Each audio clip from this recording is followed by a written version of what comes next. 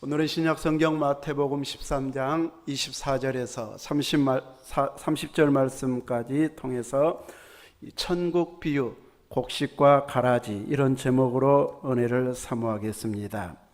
이 마태복음 13장은 이 천국은 하면서 비유로 말씀하신 예수님의 그 말씀을 한데 모아가지고 마태가 기록하고 있습니다. 그래서 마태복음 13장을 이 천국 비유장으로 이렇게 불리워지고 있습니다. 예수님께서 있는 그대로 천국을 설명해 주면 이제 사람들이 확인할 수도 없고 이해도 제대로 되지 않기 때문에 이 비유를 통해서 하나씩 전체가 아닌 부분적으로 천국을 설명을 해주고 있습니다. 제 고향 해남에서 이제 외갓집 옥천면에 가려면은 옛날에는 그 우술제를 넘어갔습니다. 그래서 이 비포장 도로고 그래서 비가 오거나 눈이 오면 이 버스가 제대로 막 못 올라칠 만큼 아주 고개가 험한 그런 지역이었습니다. 근데 제가 아주 어렸을 때에 옆에 이 당숙 어르신이 와가지고 하루는 놀러 와가지고 앞으로 이 우술제 굴 뚫어서 차가 다니게 한다고. 저의 생각으로는 굴 뚫으면 삽이나 꽃갱으로 뚫은 것만 생각하고 캄캄해가지고 어떻게 거기를 차가 다니냐고 그랬더니 전기불 다 달면 된다고. 우리 집에 아직 전기도 안 들어온 때는데 그 굴에다가 전기를 다 달아 하면서 저는 참 그런 날이 올까 했는데 지금은 터널 뚫어져 가지고 쌩쌩 차가 달리고 있고 눈이 와도 비가 와도 전혀 상관없이 이렇게 잘 다니는 곳이 되어졌습니다. 우리는 누군가가 이야기를 해도 자기 방식으로 이해를 합니다. 자기 수준에서 이해합니다. 자기가 처한 상황에서 이해를 하기 때문에 예수님이 천국을 이야기해 줘도 예수님이 의도한 대로 이해하는 것이 아니라 자기 생각으로 이해를 합니다. 보통 이야기할 때도 우리들이 그런 경우도 많이 있습니다. 어디에서 만나자 그러면 내비 안 치고 그냥 거기겠다 하고 짐작하고 가면 가끔은 틀린 경우가 있습니다. 나는 그쪽에서 만나자고 했겠지 하고 이제 가다 보면 전혀 다른 때가 있습니다. 이렇게 우리들은 자기 방식으로 말씀을 이해하려고 하면 성경을 오해할 수 있고 이단들처럼 엉뚱한 해석을 할 수도 있습니다. 그래서 예수님이 가르쳐 주신 그 의도를 쫓아서 말씀을 이해하려고 애쓰는 이런 자세가 필요한데 예수님께서도 자기들 방식으로 이해하는 이런 사람들을 향해서 이제 충분히 주변에서 보고 또 상상할 수 있는 이런 구체적인 비유의 말씀을 통해서 설명을 해 줍니다. 현실하고 맞은 것도 있고 조금은 동떨어진 것도 있지만 이제 우리나라에서 옛날 이야기하듯이 호랑이 담배 피던 시절에 이제 우리는 아주 옛날 이야기를 하려면 그런 식으로 우리 어렸을 때는 어른들이 이야기를 해 주었는데 실제로 막 호랑이가 담배 피던 시절은 없었을 것입니다. 그런 식으로 비유는 말씀하시지는 않고 예수님은 오늘 본문에 있는 말씀처럼 이렇게 한 주인이 이 좋은 씨를 제 밭에 뿌린 것과 같은 것이 천국이다. 천국 하면 우리는 장소적인 것을 가장 먼저 떠올리게 됩니다. 그래서 보통 믿는 사람이든 안 믿는 사람이든 천국 간다 하면 죽어서 가는 것 이렇게만 생각합니다. 아마 우리들 중에서도 천국 하면 죽어서 가는 것 이렇게 생각하는 사람이 훨씬 많을 수도 있습니다. 근데 천국은 이런 장소적인 개념도 있지만 성경에서 말할 때 천국은 이런 장소적인 이런 설명보다는 통치 개념이 훨씬 더 강합니다. 하나님이 다스리는 나라가 하나님 나라 천국입니다. 그래서 마태복음은 이 마태는 유대인들을 위해서 기록한 책이다 보니까 하나님의 이름을 직접적으로 부르는 것을 유대인들은 이제 아주 조심했습니다. 망령되이 일컬으면 죄가 되어지기 때문에 직접적으로 하나님의 이름을 부르지 않습니다. 우리는 여호와 하나님 이렇게 부르지만 유대인들 학생들한테 읽으라고 하면 히브리어를 그 부분은 읽지를 않고 넘어갑니다. 하고 넘어가든지 음역을 바꾸어 가지고 주님으로 바꾸어서 읽을 만큼 하나님의 이름을 함부로 부르지 않습니다. 우리들도 옛날 어렸을 때 아버지 누구냐 물으면 이 누구자 이렇게 직접 이름을 부르지 아니고 함자를 자자 불러서 이렇게 부른 것처럼 유대인들도 하나님의 이름을 직접적으로 부르지 않는 이것이 어렸을 때부터 몸에 배어 있기 때문에 하나님의 나라 이렇게 부르지 않고 마태에서 복음에서는 천국 하늘나라로 이렇게 소개를 하고 있습니다. 그래서 예수님이 말씀하신 하늘나라, 하나님의 나라, 천국은 하나님이 통치하는 나라가 하나님의 나라요 천국입니다. 우리나라의 정부를 문재인 정부다, 대통령의 이름을 붙여서 무슨 정부 이렇게 붙이는 것처럼 하나님이 다스리고 하나님이 통치하는 나라가 천국이고 하나님의 나라입니다. 그러면 그 나라는 죽어서도 가는 나라이지만 우리가 이 땅에 살아있는 동안에도 그 나라를 누리면서 살아야 되고, 그러려면 그 나라의 법을 우리가 살아가면서 지키고 그 지키는 자들에게 주신 은혜와 복을 누리면서 이 땅에서도 완전한 천국은 아니어도 맛은 제대로 볼 수 있네, 천국을 느끼면서 살아가기에 충분할 만큼 하나님께서는 하나님의 통치가 얼마나 강력한지를 실질적으로 보여주시면서 깨닫도록 우리에게 가르쳐주고 있습니다. 여러분들은 천국을 경험하면서 살아가고 있습니까? 죽어서 갔으면 좋겠다, 그 소원입니까? 죽어서 갔으면 좋겠다면 지금은 올바른 신앙의 길을 가고 있는 것 아닙니다. 나는 이미 천국에 참여해서 하나님의 통치를 받으면서 살아가고 있습니다. 나의 왕은 예수님입니다. 주님이 말씀하시면 바로 순종하는, 우리가 운전을 해도 교통법을 지키고 국가의 법을 지키고 세금을 내면서 법 지키는 것처럼 나는 이 땅에 살아도 하나님 나라의 법을, 성경의 말씀을 지키면서 살아갑니다. 이미 천국 백성으로 그 나라를 상속받은 상속자로 살아가고 있습니다. 의식하면서 우리는 사는 자가 되어져야 할 것입니다. 직장에 다니는 믿음의 사람들은 직장을 단순히 돈 버는 곳으로만 생각하면 제대로 하나님의 나라를 누릴 수가 없습니다. 우리는 하나님은 교회 안에서만 주인이 아니고 온 세계가 하나님이 만드셨기 때문에 하나님의 것입니다.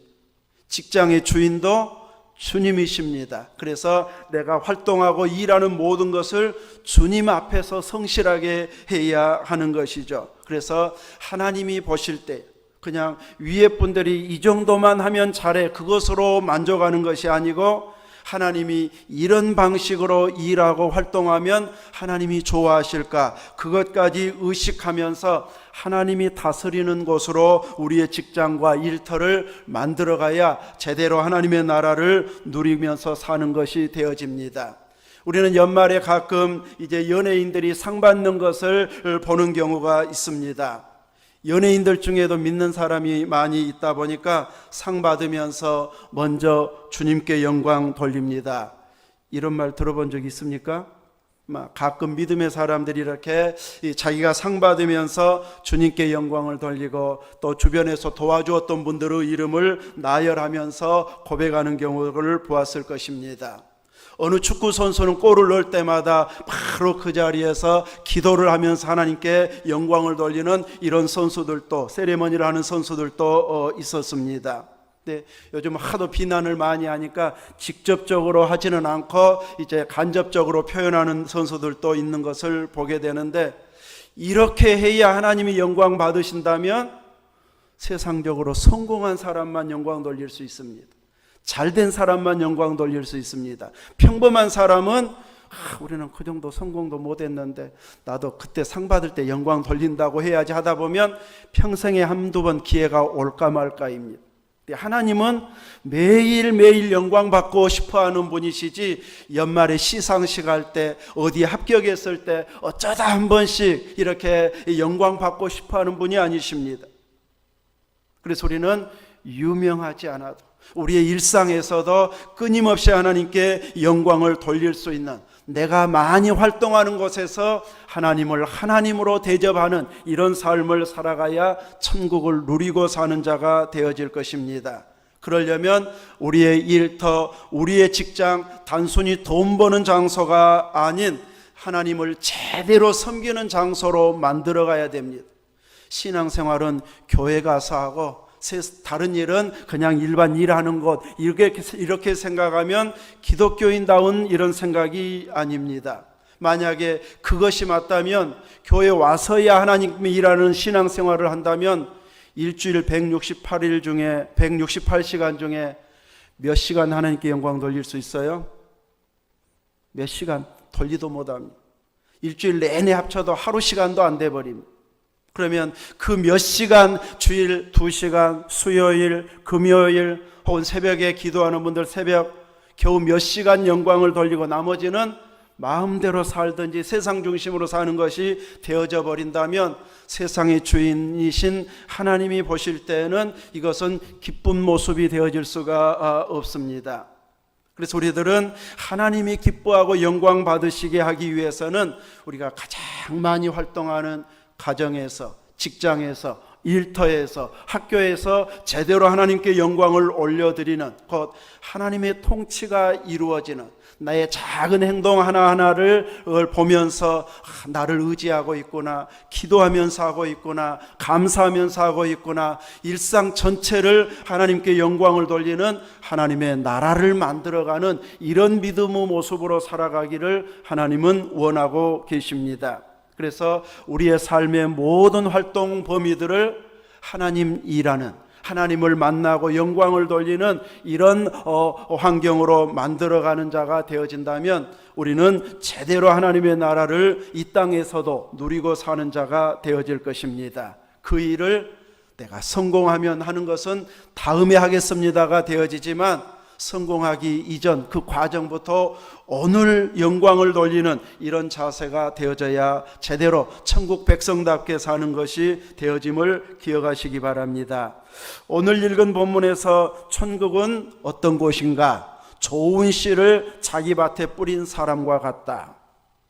막 바다가 유리바다니 문이 진주문이니 계시록에도 막 이렇게 나오기도 하지만 계시록의 내용도 이제 비유적으로 많이 말씀하신 것이고 이제 이 천국은 이제 이런 곳으로만 설명하는 것이 아닌 부분으로 설명할 때 천국은 어떤 곳인가? 자기 밭에 좋은 씨를 뿌린 어떤 사람과 같은 곳이 천국이라고 말하고 있습니다.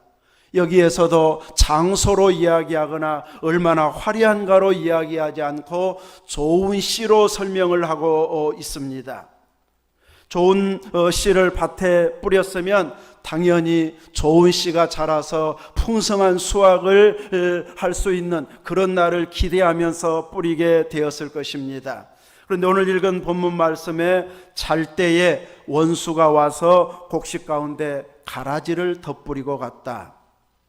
가라지는 곡식이 될 수가 없고 오히려 곡식이 풍성해지는데 방해하는 것이 가라지인데 사람들이 잘 때에 원수가 몰래 뿌리고 갔다고 이야기하고 있습니다. 일반적으로는 좋은 씨를 뿌리고 나서 잡초를 비롯한 여러 풀들이 나면 제거해주고 풀매주고 혹은 이제 요즘은 농약을 해서라도 이렇게 다 제거를 하면서 농사를 짓고 있는데 예수님은 농사 이야기가 핵심이 아니고 그것만 잠깐 따와가지고 천국을 설명하고 있기 때문에 농사법에 대해서 지금 자세하게 설명하고 있는 것은 아닙니다. 단순히 그 부분을 도입해서 천국을 설명하고 있는데 곡식을 뿌려놓은 그 밭에 원수가 몰래 가라지를 뿌리고 갔다고 설명하고 있습니다. 그래서 우리 믿음의 사람들이 살아가는 모든 환경이 우리가 죽어서 누릴 천국에서처럼 완벽한 것이 아닌 끊임없이 가라지가 덧뿌려져 가지고 우리가 제대로 알고기 되는데 방해를 받고 있는 이런 상황 속에서 우리는 이 세상을 살아가야 하게 됩니다. 보통 일반 농사 같으면 풀이 보이면 이제 딱 때 정해가지고 바로 풀을 매든지 약을 하든지 해가지고 결실할 때까지 굳이 기다리지도 않을 것입니다. 그런데 오늘 비유에서는 이제 결실할 때 가라지가 보였다. 그래서 이 교회 안에서도 가라지가 있을 수 있다. 100% 구원받는다고 장담하기가 어렵기 때문에 가라지가 있을 수 있음을 말하고 있습니다. 그런데 이 결실할 때, 이제 추수할 때가 되면 그때는 드러나게 되어진다고 말하고 있습니다. 그래서 종들이 이제 이 사실을 알아가지고 주인에게 이야기합니다.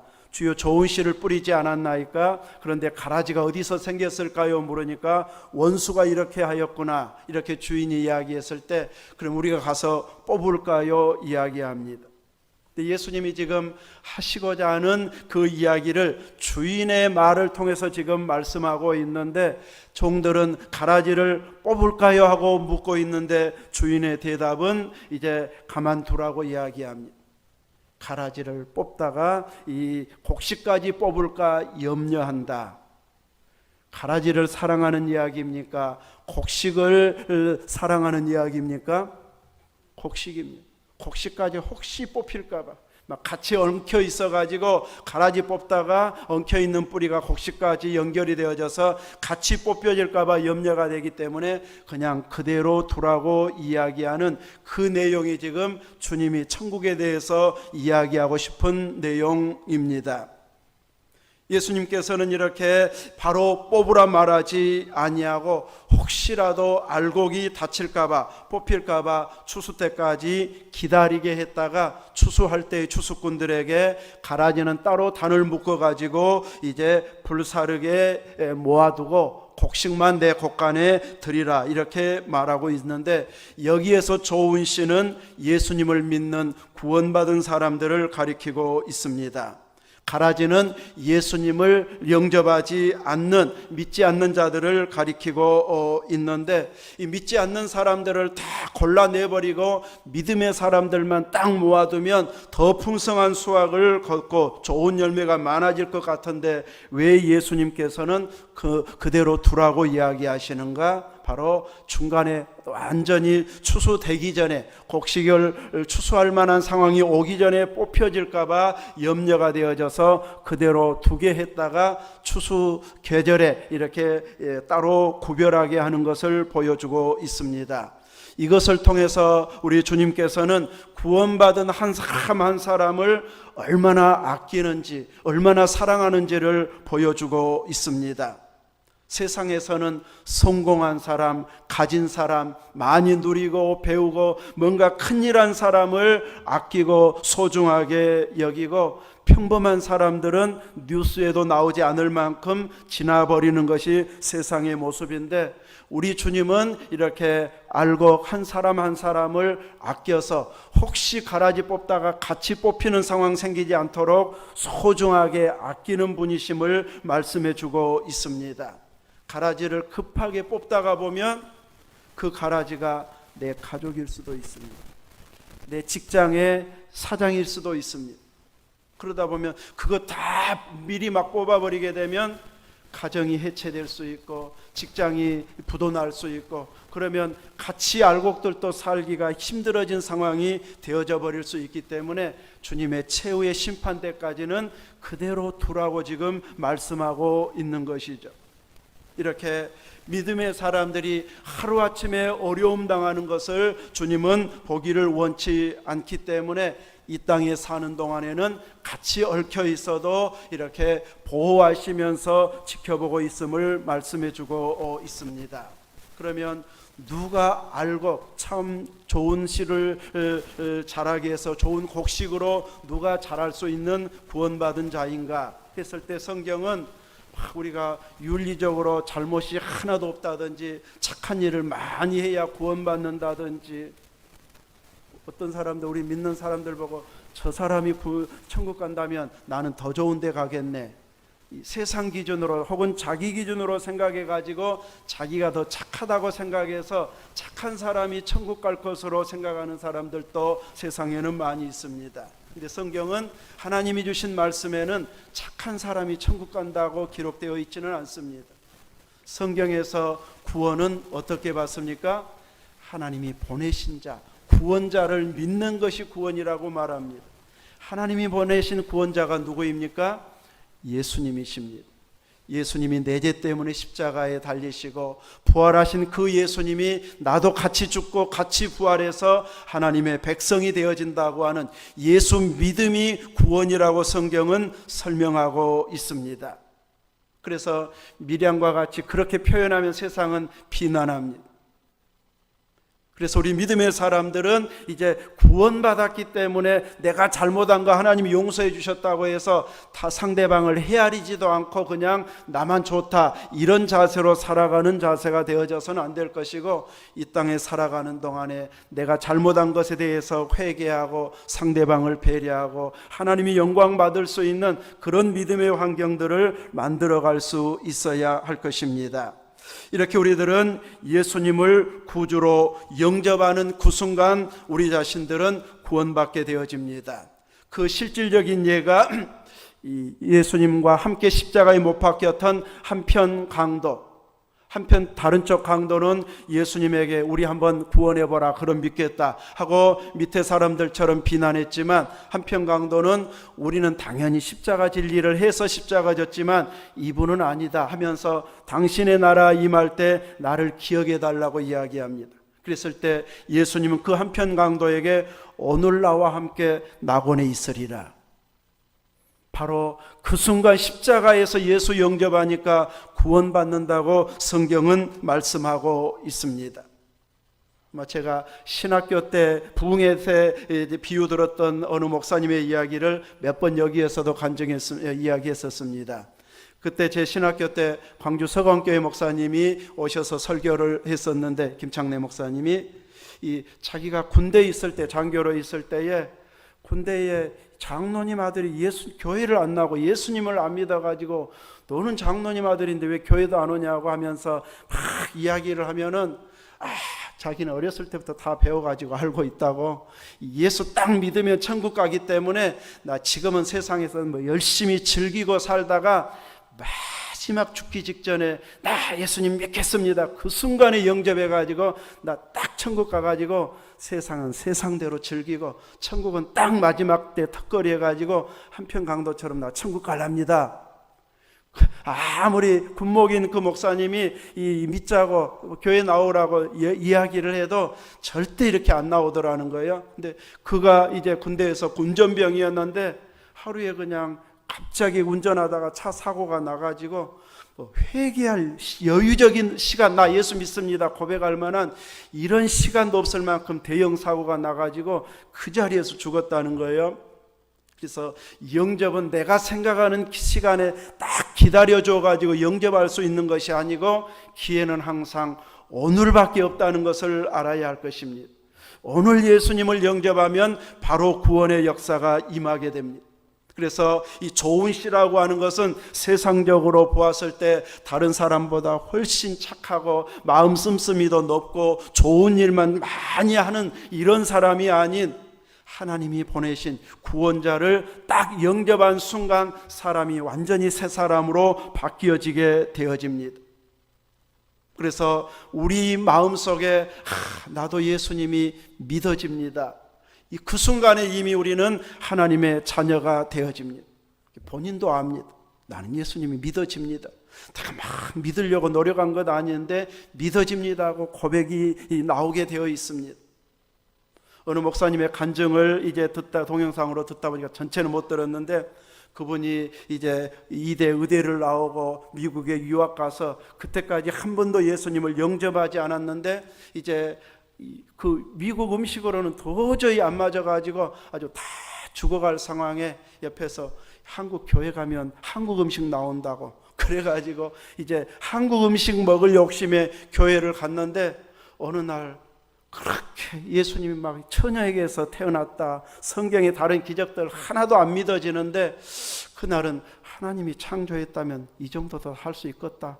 어느 순간 딱 믿어지더라는 거예요. 어느 순간 딱 믿음이 들어와 버립니다. 그래서 나는 무엇으로 하나님께 영광을 돌릴까 해서 자기는 논문 100개를 써서 그때 막 대학원 석사인가 그 과정을 하고 있는데 이제 자기는 그 분야로 나갈 사람이기 때문에 자기는 세계적인 이 노벨상까지 지금 의학상까지 생각하면서 공부를 그렇게 열심히 잘했는데 이제 논문 100개를 써가지고 하나님 일하겠습니다 하고 딱 결심했는데 어느 순간 음성이 들리고 환상을 딱 보여주는데 너 신문 봤냐? 그 신문 하루 지나면 볼거리도 아니고 옛날 것이 돼버리는데 논문도 그와 같은 것이어야 그것을 딱 깨달아지는 순간 이것 가지고 하나님 앞에 영광 돌리는 것은 순간에 지나간 것밖에 안 되겠구나, 신문 쪼가리에 불과하겠구나 싶어가지고 그때 다시 신학에 가지고 이제 목사가 되었다. 근데 그 부분부터는 못 들었는데 아무튼 이제 이렇게 무엇이 더 가치 있는가를 순간적으로 딱 믿어지는 그 순간 내가 하나님의 자녀가 됐구나 딱 느껴질 만큼 확실하게 깨닫게 해주십니다. 성경의 기적도 믿어지고 예수님의 십자가의 죽으심과 부활도 믿어지고 다시 오셔서 심판하신다는 것도 딱 믿어진 사람은 구원받은 사람입니다. 그래서 주님을 의식하고 주님이 원하는 대로 내가 살아야지, 이 믿음이 생겨나면 이미 구원받은 사람입니다. 근데 앉아 있어도 하나님 말씀이 기적이나 세상에서 안 되는 것들은 안 믿어지는 것이 아직도 남아 있다면 의심 가는 것하고 안 믿어지는 것하고는 다릅니다. 우리는 계속 의심할 수 있고 이것이 진짜 맞을까 하면서 또 보고 연구하고 그런 것은 믿음 없는 것은 아닙니다. 그런데 아예 안 믿어지는 것은 믿음이 없다고 할 수 있을 것입니다. 이렇게 예수님을 믿는 순간 우리는 하나님의 자녀가 되어집니다. 교회에서는 그 믿음을 입으로 고백하고 또 통과가 되어질 때 세례를 주어서 이제 예수 믿는 증거로 세례를 주게 되어집니다. 이렇게 우리들은 예수님을 그 믿는 믿음의 고백, 믿는다고 고백한 그것이 내 중심에서 진짜 믿음으로 고백한 고백이라면 그 순간 우리는 이미 구원받은 자임을 확인한 것이 되어집니다. 우리는 거짓말로 그냥 믿습니다, 또 머리 좋아가지고 다 외워가지고 대답 잘해가지고 통과만 할 수도 있는데 그런 방식으로는 아직은 아니다고 할 수도 있습니다. 그래서 우리는 나는 그대로 믿어지는 것은 내가 가진 믿음이 아닌 주님께서 이미 우리 안에서 역사하셔서 나로 하여금 믿어지게 먼저 영적으로 작업했다는 것을 알고 감사해야 할 것입니다. 우리는 다 농사들을 많이 지어보셨기 때문에 막 이 풀을 뽑는다고 해서 가라지를 뽑는다고 해서 곡식이 막 다 뽑혀지는 건 아니잖아요. 실제로 해보면 절반이 뽑혀집니까? 풀 뽑다가 막 곡식 한 10% 뽑아집니까? 10%도 안 뽑아집니다. 한두 개 뽑힐까 말까, 몇 개 겨우 뽑힐까 말까, 불과 몇 개 되지도 않습니다. 그런데 오늘 본문의 주인은 그 몇 개 뽑혀지는 알곡도 귀하게 여기시더라는 거예요. 우리는 몇백 평의 논밭에서 피 뽑다가 몇 개 뽑아지면 다시 그냥 눌러놓던지 또 말라 죽어도 그 전체 곡식량에는 수확은 별 차이도 나지 않기 때문에 그냥 넘어가면서 수확해 버릴 수도 있고 또 잡초를 제거할 수도 있습니다. 그런데 주님은 그 몇 개의 알곡도 아껴가지고 단 하나라도 뽑히지 않도록 배려하시는 그런 놀라운 사랑을 베풀어 주시더라는 것이. 그 사랑을 누가 지금 받고 있을까요? 우리가 받고 있어요. 다 예수님이 나 사랑해 주신다면 나 아픈 거 치료해 줘야지, 내 돈 문제 해결해 줘야지. 우리는 그것만 막 더 깊이 막 생각하다 보니까 내 앞에 처한 가장 큰 문제 해결 안 되면 주님이 나 사랑한 것 맞아? 내 기도 들어주는 것 맞아? 하기가 쉬운데 코로나19 딱 와보니까 평범하게 예배 드리는 것이 그냥 드려진 거 아니잖아요. 전염병 하나만 와도 온 나라와 온 세계가 기존 질서가 지금 다 틀어져 버리고 상황이 다 바뀌어져 버렸습니다. 그동안 우리가 누렸던 평안함이 그냥 저절로 온 것이 아닌 하나님의 돌보심의 은혜였다는 사실입니다. 오늘 우리가 이렇게 나올 수 있는 것도 은혜이고 돌보심이고 사랑받은 증거드림을 알고 그분의 사랑받은 내 모습에 감사하면서 더 믿음으로 나아갈 수 있어야 할 것입니다. 이렇게 나를 사랑해 주신 예수님을 평생 믿고 맡기고 의지하기에 충분한 이런 능력의 주님이십니다. 우리가 소원하는 기도, 내가 원하는 기도보다도 실은 더 좋은 것으로 주시는 분이 우리 주님이십니다. 나 혼자 힘들게 이겨내고 극복하고 있는 것 같은데 주님께서는 내가 뽑히지 않도록 수많은 사람과 여건과 환경을 통해서 나를 다독거리고 성장시키게 만들고 이제는 이 정도쯤이야 나는 흔들리지도 않는다, 이럴 정도로 성장하는 과정으로, 훈련의 과정으로 만들어서 우리를 성장시키고 있습니다. 이런 은혜를 체험한 사람들은 오늘 본문의 종들처럼 행동하게 되어 있습니다. 오늘 종들이 주인에게 어떤 이야기를 합니까? 주여, 밭에 좋은 씨를 뿌리지 아니하였나이까? 그런데 가라지가 어디서 생겼나이까? 그러면 우리가 이것을 뽑기를 원하시나이까? 일상에서 농사짓는 이야기라면 이 풀 뽑는 이야기를 주인에게 허락받고 할까요? 허락받고 말고 할 필요도 없습니다. 이 정도면 이제 빨리 풀 제거할 시기가 됐네 하면 물어볼 필요도 없이 바로 제거하게 되어집니다. 그것이 당연한 일이고 오랫동안 농사해온 경험이라고 할 수 있습니다. 그런데 오늘 본문의 종들은 주인에게 물어보고 있습니다. 당연한 것을 당연하기 때문에 그냥 물어보지도 않고 하는 것이 아니라, 물을 필요도 없이 뽑아버리는 것이 아니라 당연한 것도 물어보고 그리고 말씀한 대로 순종하고 있습니다. 오늘 우리들도 예수님을 믿어도 이것은 기도해 볼 필요조차도 없이 당연히 이렇게 해야 돼 할 일들이 우리 주변에는 너무 많습니다. 근데 주님이 우리를 향해서 원하시는 것, 알곡을 향해서 원하시는 것은 바로 너무너무 당연하고 이렇게 해야 되는 것까지도 물어보고 하기를 원하십니다. 성경에 아파갖고 하나님 앞에 안 물어봤다고 해서 지적하는 부분도 있잖아요. 이런 식으로 우리는 당연히 병원부터 가는 건 맞는데 기도하고 병원 가지 말라는 이야기가 아닙니다. 하나님께 먼저 묻고 의지하고 또 지혜를 구하고 이런 자세로 끊임없이 주님께 물어보는 이런 자세, 그리고 응답받고 행동하는 그 자세로 살아가고 있다면 우리들은 힘들고 불편한 것이 많은 이 땅에 살아가고 있지만 이미 천국을 누리면서 살고 있는 자들입니다. 완벽한 완성된 천국은 이제 죽음 이후에 영화롭게 영화가 되어져서 그때 누리게 되겠지만 이 땅에서도 충분히 느껴질 만큼 제대로 누리면서 살아가기 위해서 내가 가장 많이 활동하는 일터에서, 활동 영역에서, 거기에서 세상의 가치가 커 보이지 않고 이제부터는 주님의 가치가 커 보이고 거기에서도 충분히 주님 일 할 수 있구나, 이것이 느껴져서 작은 부분부터 섬기고 주님이 기뻐할 만한 일을 하나씩 해결해 가는 이런 자세가 우리에게 필요합니다. 선생님들이 저 지난주에 하면서 국화 하나 갖다 놔야겠네 하더니 오늘 들어오실 때 보니까 가지고 오시던데, 어떤 분이 딱 마음만 먹으면 하나님은 이미 그분의 말을 들으시고 다른 분을 통해서 먼저 이렇게 딱 해놓은 경우도 있습니다. 이렇게 우리들은 하나님 앞에 내가 마음 먹었는데 누가 먼저 해놨네 해가지고 괜히 했네, 이것이 아니고 우리가 고백하는 순간, 마음 먹은 그 순간에 이미 하나님은 딱 영광을 받으십니다.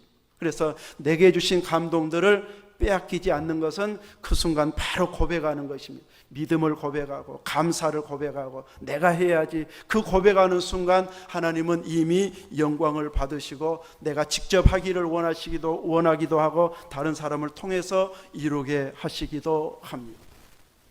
이 예배당 건축할 때 제가 짓기를 원하는 것보다는 우리 남목사님이 훨씬 더 저보다 더 많이 건축해야 됩니다. 저는 제 힘으로는 이런 건축할 생각도 하지도 않았고 좀 모아놓고 가야지 이럴 정도였는데 하나님은 어느 순간 하게 하셨고, 이런 식으로 마음 먹은 사람은 따로인데 또 일하는 사람 따로인 경우도 있도록 하나님은 끊임없이 이렇게 역사하고 계시기 때문에 마음 주신 것만으로도 감사하고, 그리고 기도하면 그 나머지 일은 내가 한다는 것을 끊임없이 하나님은 보여주십니다. 이렇게 천국을 직접적으로 누리면서 이 천국 살면서 내가 이렇게 힘들게 또 불평하면서 낙심하면서 절망하면서 살 필요가 없지. 나는 천국을 제대로 누릴 거야. 이런 고백 속에서 주님의 통치 아래 살아가는 하나님 나라를 이루어가는 삶이 되시기를 주의 이름으로 축원합니다. 아멘. 기도하겠습니다. 하나님 감사합니다.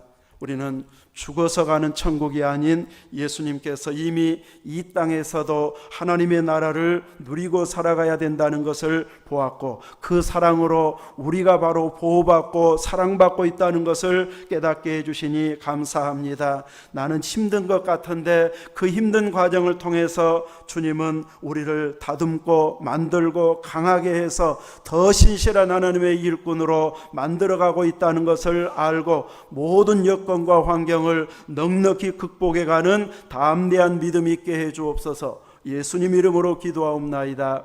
아멘.